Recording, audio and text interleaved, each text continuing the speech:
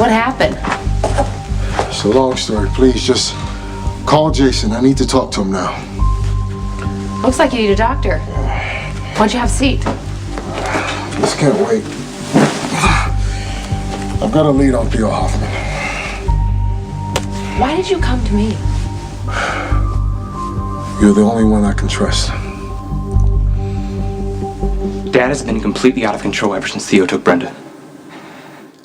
And I understand that he's worried, but if he keeps going off on people like he did to Shawn, he's gonna make things a lot worse for himself. And you cannot keep Dad in check and find Brenda. Jason, let me help you.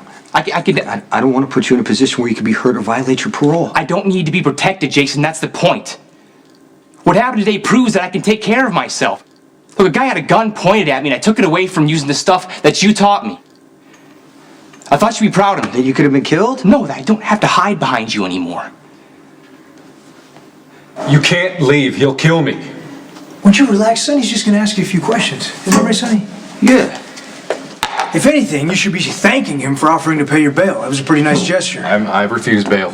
Just lock me up until my arraignment. All right, we're skipping a few steps. We haven't even filed any charges. You're dragging your feet on purpose, just so he can harass me. That's illegal. I know my rights. Men who kidnap women and pull a gun out on a kid have no rights.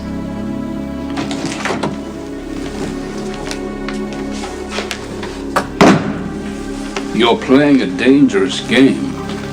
Now what are you talking about? Brenda's gone. The room she was being held in is empty. Where have you taken her?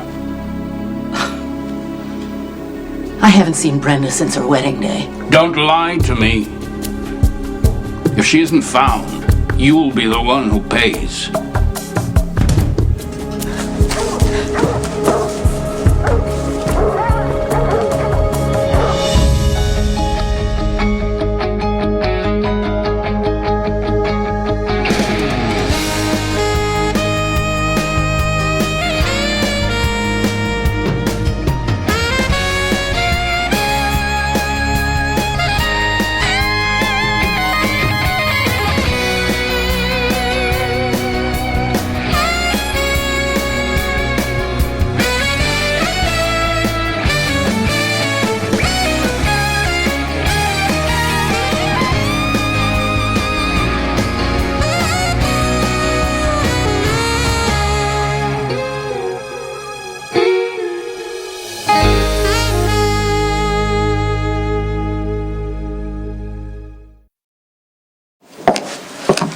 You up for a visitor? Yes. Oh, I remember how awful the coffee was in this place. When I was waiting for Michael after the bus crash, I thought you could use a cup that actually had some flavor. Vanilla. Hope that's okay. Delicious. Thank you. So, how are you? Well, the doctors think I'm going to make a full recovery. That's great. Yeah, it's great. It's a miracle, actually, considering what was left of that limo. Yeah. And thankfully, Sonny had taken precautions because I think, yes, I know, it would have been a lot worse. Yeah, it would have been. But you survived. I did. So, why are you sitting here with the sad face? Am I? It's silly, actually. Well, I promise I'm not gonna laugh. So there's this nurse who works here, and she came in and she was showing me a picture of her kid, and he's the sweetest little boy ever, and I just can't stop thinking how Jason and I will never have a child. All right, let's get something straight. You didn't have to hide behind me. Wasn't necessarily holding my own either, was I? Before Pentonville, I never needed to. No one ever get in my face with Dad's guards standing around. But in Pentonville, I was fair game, and you knew that. That's why you sent yourself to prison, because you knew I didn't stand a chance there by myself. But I'm not helpless anymore, Jason. You taught me how to defend myself, how to take control and get the upper hand of any situation, and that's exactly what I did today, and I was good at it. Look, I know that you're strong. I know that you're smart. I know that you're capable. You can keep calm in a crisis. The bus crash proved that. But this is not the life for you. Your dad and I don't want that. See, then you sound like Mom. Well, Carly's right. So is your dad. But Dad doesn't want me to be in the business because he doesn't think I can handle it. Not the way that Dante would have handled it. The problem is Dante chose a different path, so why can't I choose the kind of life that I want for myself? Okay, so this is what you want to do right now, It's what I right? want to do, yes. Okay, what about 10 years from now? What about 20 years from now? See, you're not even thinking about the things that you have to give up because of this life. Things that you might not care about today, but someday you will. Like what? Well, like having a family. Put pressure on it. Thanks. If you're determined to bleed to death, I don't want you doing it on my couch. Well, seriously. I'd be dead if you and your son hadn't stepped up to look out for me. Well, it could have did. Here you are right back in the same position. Well, at least your ex aren't having guns waved in my face trying to find out information I don't have. Okay, so what's changed? I mean, something's changed. You're here now asking me to call Jason. I've done a lot of work for Theo over the years. I kept a detailed record of each one in a safe deposit box. I figured a paper trail might come in handy one day. When I went to clean out the box, two of Theo's guys were waiting. They did this to you. Yeah, you should see them.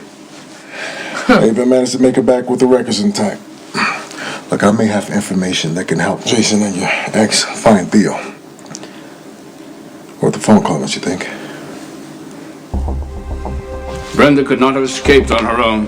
The door was locked. Someone had to let her out. So, of course, it had to be me. Well, you've proven yourself to be less than truthful when it comes to Mrs. Corinthos.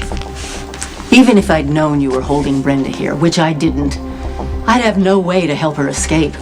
This is the only room you've allowed me in. I didn't help Brenda disappear. You want to point fingers? Why don't you start with your servants? They know better than to defy me. I thought you did as well. This paranoia is becoming tedious. You'd better stop with the accusations, or you're going to lose me for good.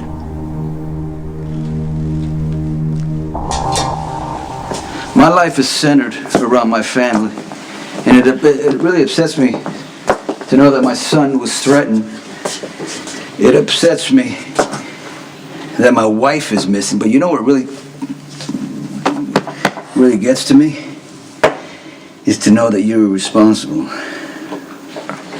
I was minding my own business. Your son came after me. I have patience, but I do have limits. You pulled a gun on a kid. And when I think about my son lying in the gutter with a bullet in his head, when I think of my wife being held against her will, it makes me have thoughts of making you suffer for the pain you caused my family. Hey man, you're a cop. You can't just stand there and let him threaten me. I feel like coffee right now. Can you give me some coffee? Let me get you some. I'll be right back. Hey, no, hey, you can't leave. If you leave, he's gonna kill me. What the hell's going on in here?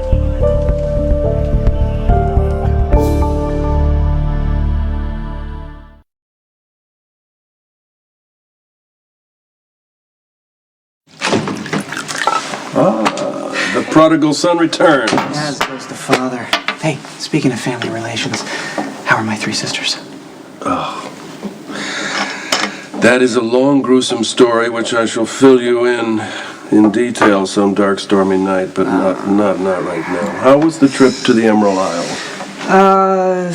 Eventful. We were able to get Siobhan's sister away from the Balkan's men, or Theo's men, I should say.